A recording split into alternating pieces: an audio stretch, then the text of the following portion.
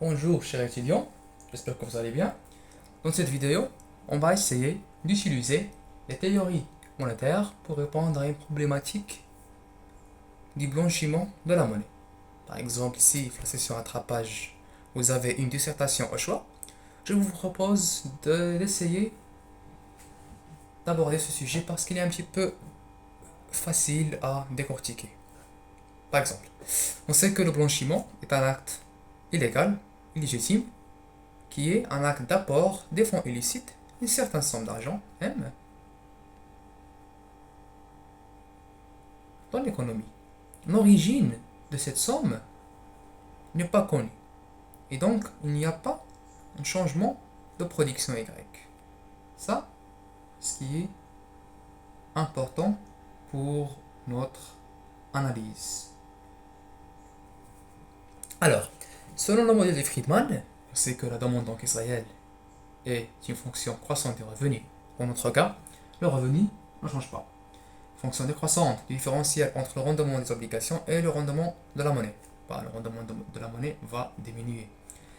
Fonction décroissante entre le rendement des actions et le rendement de la monnaie. Dans notre cas, le rendement de la monnaie va diminuer. Et fonction décroissante entre l'inflation anticipée avec le rendement de la monnaie, qui est aussi anticipé bien sûr. Vu qu'on va injecter des fonds qui n'ont pas d'origine de production, le rendement de la monnaie va diminuer. De même, l'inflation anticipée sera un petit peu élevée. Parce qu'on sait d'avance qu'on va injecter une masse monétaire, une certaine somme, sans qu'il y en ait une production adéquate à cette somme. Et donc, MD va augmenter, et non pas MB sur P. Si MD va augmenter, le rendement de la monnaie va diminuer parce que Y reste constante. Par conséquent, l'inflation va augmenter. Maintenant, puisque l'inflation augmente, bien sûr, le prix des actifs va augmenter pour essayer d'équilibrer ou bien de maintenir cette égalité entre les facteurs. Et donc, pour faire face à cette inflation, bien sûr, qui est P qui augmente, les autorités monétaires vont essayer, par exemple, soit augmenter le taux d'intérêt, soit de mettre en place des mesures strictes d'octroi de crédit. Par exemple, on va annoncer une loi qui stipule que tout agent économique qui veut lancer un projet, par exemple, خاصو حد 30% le capital تكون ديالو ses propres fonds حد 70% تكون un crédit bancaire pour essayer d'équilibrer les choses, par exemple, ce modèle. Passons maintenant au modèle de Gomol. Bon, on sait que la demande d'encaisse MT est égale à la racine de PT sur R. Bien sûr, on sait que la demande d'encaisse, c'est elle qui minimise le coût. Et donc, la variation de la demande de monnaie, bien sûr, est une différentielle de la variation de T et de P et de R. Dans notre cas, on va injecter M. Alors, il y en a une variation de la masse monétaire qui est positive parce que la nouvelle somme totale est supérieure à l'ancienne somme totale. Par exemple, si M a été 100, on a injecté 5, la variation ici est 105 moins 100.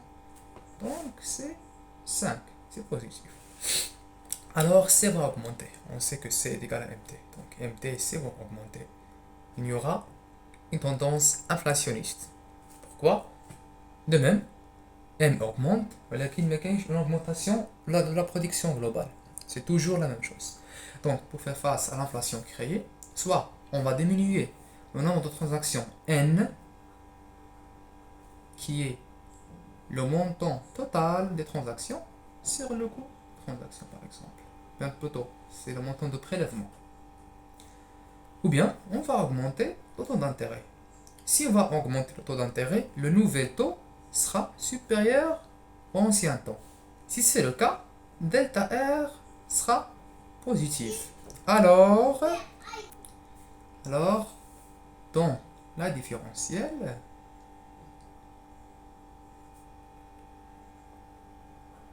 la variation de la monnaie va diminuer, voire elle sera négative.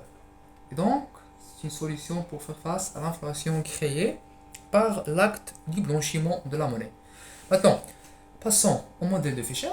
Comme on sait, pour l'équation des échanges simplifiés, delta M sur M plus delta V sur V égale bien sûr delta P sur P plus delta Y sur Y.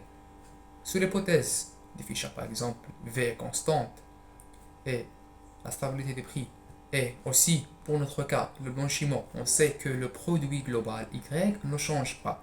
Donc, delta Y sera égal à 0, alors on va éliminer cette partie. Avec V constante, on va éliminer cette partie. Et on ne va pas supposer que les prix seront constants. Pourquoi? Puisqu'on a éliminé ce paramètre et on va injecter une somme illicite provenant du blanchiment, ça veut dire de la mode. Ce quotient va augmenter. Et on sait que c'est le déflateur du PIB. Et donc, on peut calculer le taux d'inflation. Par exemple, si delta M sur M est égal à, par exemple, 1,5%, puisqu'on a une égalité entre delta P sur P et delta M sur M, delta P sur P va être égal à 1,5. Et on sait que l'inflation, par exemple, définie par le 1 plus le déflateur PIB, et delta P sur P plus 1, on sait que delta P sur P est égal à 1,5% plus 1, alors l'inflation créée par l'acte illégal de blanchiment d'argent sera de 2,5%.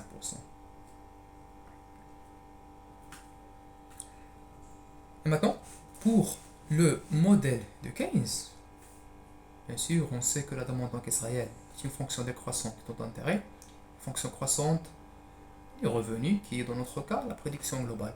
Pour le cas du blanchiment, on sait que la prédiction reste constante, il n'y a pas de changement. Mais on sait que MD va augmenter. Puisque le taux d'intérêt généralement ne sera pas changé directement après l'injection, on suppose qu'il est constant à court terme. Constant, MD augmente, alors pour maintenir l'égalité de l'équation, P étant le niveau général des prix, va augmenter. Si le niveau général des prix va augmenter, alors on peut calculer une delta P en utilisant delta P sur P plus 1. On va obtenir le nouveau taux d'inflation. Et alors pour faire face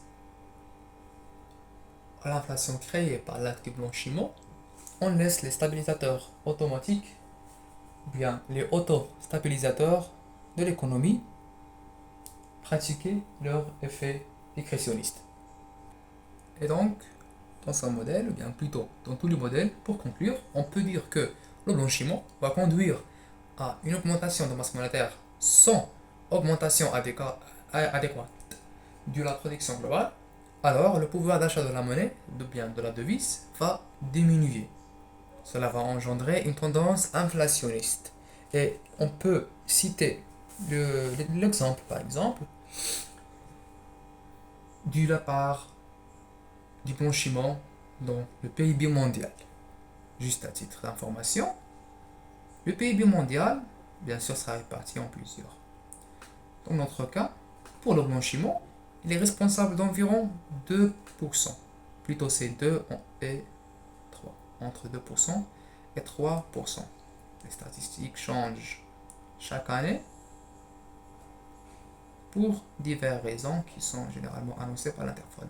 Mais l'idée ici, pour cette vidéo, est qu'on peut utiliser toujours des théories monétaires pour répondre à un certain sujet de dissertation sans avoir des informations préacquises.